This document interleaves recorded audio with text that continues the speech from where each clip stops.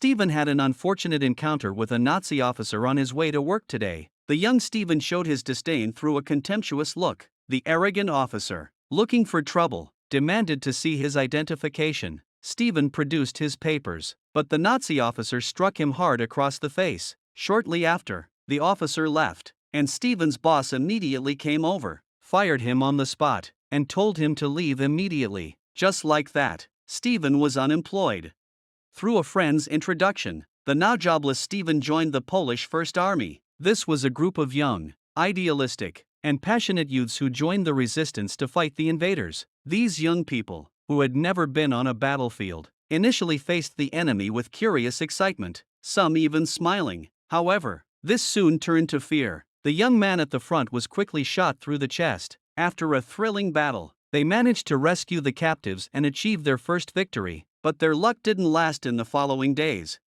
An officer instructed a young boy to climb a tree and serve as a lookout. The boy eagerly accepted the task. With the help of his comrades, he quickly climbed up, only to be shot down immediately. The enemy had been nearby all along, and after a loud explosion, bullets rained down like a storm. Watching his comrades fall one after another, an unarmed Stephen just wanted to run away as fast as he could. Unfortunately, he was shot but was lucky enough that it wasn't a fatal wound.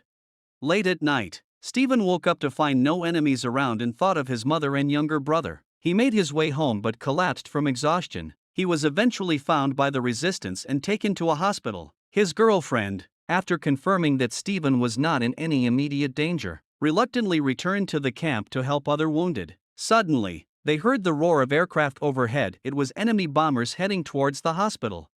Anna rushed to the battered hospital. Flames from the explosions still burned in the windows and doors. She finally found Stephen, and her heart was at ease. She took off the armband signifying her identity and prepared to help Stephen leave. Thus, Anna, with her frail body, supported Stephen as they stumbled through the chaotic streets. Anna sought refuge but was turned away. She went to another shelter, where an old woman suggested trying the convent nearby. As Anna was about to return to get Stephen, a loud explosion followed by a shockwave knocked her off her feet. A massive mushroom cloud rose, and it started to rain blood, with debris falling from the sky. Anna had no choice but to take cover. Eventually, she found Stephen and brought him to the convent. A nun gave Anna an apple, but she didn't eat it. She overheard that someone could leave through the sewers. However, the sewers were too narrow to accommodate everyone, so Anna approached the resistance member, hoping to bribe him with the apple.